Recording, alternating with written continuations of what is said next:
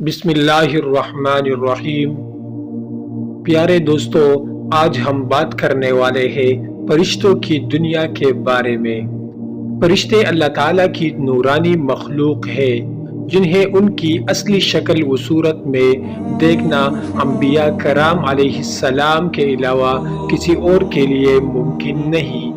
یہی وجہ ہے کہ ہمارے ارد گرد لاتعداد فرشتے اپنے کاموں میں مصروف ہیں، مگر ہمیں وہ دکھائی نہیں دیتے۔ اگر وہ انسانی شکل اختیار کر کے ہمارے سامنے آئے تو پھر انہیں دیکھنا ممکن ہے۔ انسان کی نسبت فرشتے عظیم مخلوق ہے اور ان میں بھی چھوٹے ہیں اور بعض بڑے ہیں۔ فرشتوں کے پر، فرشتوں میں بعض کے 2 پر ہے اور بعض کے 600 پر ہے۔ قرآن کریم میں ارشاد پاک ہے کہ اللہ تعالیٰ ہی کے لیے تمام تعریفیں ہیں جو آسمان اور زمین کو پیدا کرنے والا ہے، اور 2 3 4 پروں والے فرشتوں کا اپنا قاصد پیغمبر بنانے والا ہے۔ بعض روایات کے مطابق جبرائیل علیہ السلام کے 600 پر دیکھے گئے ہیں، اور ہر پر نے آسمان کو گھیر رکھا تھا۔ ان کے پروں سے مختلف رنگ اور قیمتی موتی بکھر رہے تھے۔ فرشتوں کی قد و قامت، وہ فرشتے جنہوں نے عرش اٹھا رکھا ہے، ان کے قد و قامت کے بارے میں سیدنا انس رضی اللہ عنہ سے مروی ہے کہ حضور نبی کریم صلی اللہ علیہ وسلم نے ارشاد فرمایا، عرش کو اٹھانے والے فرشتوں میں سے ایک فرشتے کے بارے میں مجھے یہ بتانے کی اجازت دی گئی ہے جس کے پاؤں سب سے نچلی 7ویں زمین میں ہے اور اس کے کندھوں پر عرش ہے۔ اس کے دونوں کانوں اور کندھوں کے درمیان اتنی دوری ہے کہ اسے طے کرنے کے لیے پرندے کو 700 سال کی پرواز چاہیے۔ وہ فرشتہ کہتا ہے، یا اللہ تو پاک ہے جہاں بھی ہے اور جہاں بھی ہو۔ فرشتوں کی ضروریات، اللہ تعالیٰ نے فرشتوں میں شادی بیاہ کی حاجت نہیں رکھی، اس طرح انہیں کھانے پینے سے بھی بے نیاز کر دیا ہے۔ اس کی وضاحت قرآن مجید میں مذکور سیدنا ابراہیم علیہ السلام کے اس واقعے سے ہوتی ہے جس میں ہے کہ ابراہیم علیہ السلام کے پاس فرشتے آئے تو آپ علیہ السلام ان کے لیے فوراً گوشت لے کر آئے، مگر انہوں نے اسے تناول نہیں کیا۔ اللہ تعالیٰ نے فرشتوں کو بیماری، سستی، کاہلی، دکھ، تکلیف، تھکاوٹ اور اکتاہٹ وغیرہ سے محفوظ رکھا ہے۔ وہ دن رات فقط اللہ کی اطاعت سے اپنے کاموں میں مصروف رہتے ہیں۔ قرآن مجید میں بیان ہوا کہ آسمانوں اور زمین میں جو کچھ ہے اسی اللہ کا ہے، اور جتنے اس کے پاس فرشتے ہیں وہ اس کی عبادت سے نہ سرکشی کرتے ہیں اور نہ تھکتے ہیں۔ وہ دن رات اللہ کی تسبیح بیان کرتے ہیں اور ذرا سی بھی سستی نہیں کرتے۔ فرشتے تقریباً عام طور پر آسمانوں میں رہتے ہیں جو صرف اللہ کے حکم سے مختلف کاموں کے لیے زمین پر اترتے ہیں اور پھر واپس آسمان پر چلے جاتے ہیں۔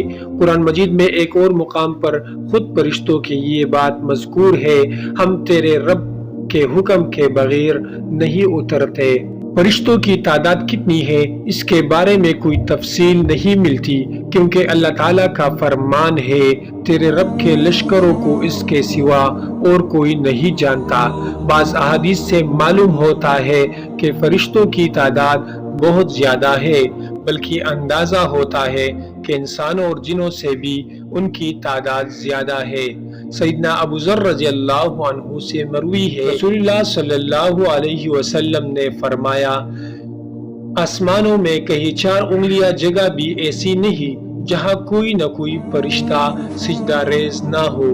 عبداللہ بن مسعود رضی اللہ عنہ سے مروی ہے کہ اللہ کے رسول صلی اللہ علیہ وسلم نے فرمایا، قیامت کے روز جہنم کو اس حال میں لایا جائے گا کہ اس کی 70 لگامیں ہوں گی اور ہر لگام کے ساتھ 70,000 فرشتے ہوں گے جو اسے کھینچ کر لا رہے ہوں گے۔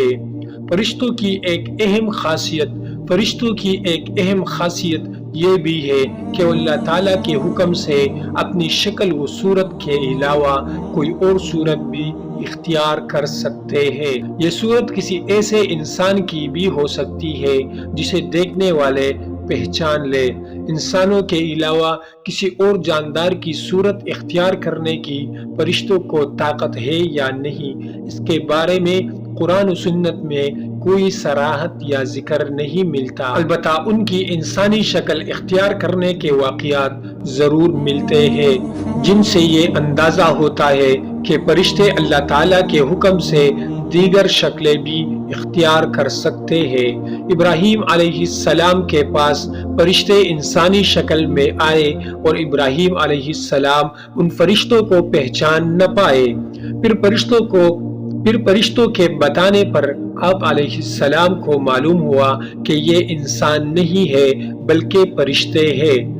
مریم علیہ السلام کے پاس جبرائیل امین علیہ السلام انسانی شکل میں تشریف لائے تھے، اور جبرائیل امین علیہ السلام سوائے 2 مرتبہ کے ہر مرتبہ نبی کریم صلی اللہ علیہ وسلم کے پاس انسانی شکل میں تشریف لائے۔ فرشتوں کی طاقت: اللہ تعالیٰ نے فرشتوں کو انسانوں اور جنوں سے کئی گنا زیادہ قوت و طاقت عطا کر رکھی ہے۔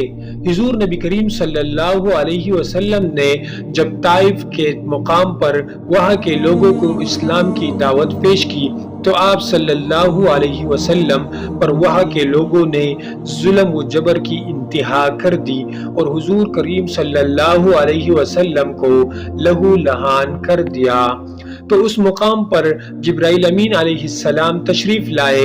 انہوں نے آواز دی اور کہا کہ اللہ تعالیٰ حضور کریم صلی اللہ علیہ وسلم کے بارے میں آپ کی قوم کی باتیں سن چکا ہے، جو انہوں نے آپ کے خلاف اقدام کیا وہ بھی دیکھ چکا ہے۔ آپ کے پاس اللہ تعالیٰ نے پہاڑوں کا فرشتہ بھیجا ہے، آپ ان لوگوں کے بارے میں جو چاہے اس فرشتے کو حکم دے۔ اس کے بعد پہاڑوں کا فرشتہ مخاطب ہوا، اس نے حضور کریم صلی اللہ علیہ وسلم کو سلام کیا، پھر عرض کی: اے اللہ کے رسول، آپ جو حکم دیں گے میں اس کی تعمیل کروں گا۔ اگر آپ چاہے تو میں دونوں طرف کے پہاڑوں کو ان پر لا کر ماروں گا جن سے یہ پھنس جائیں گے۔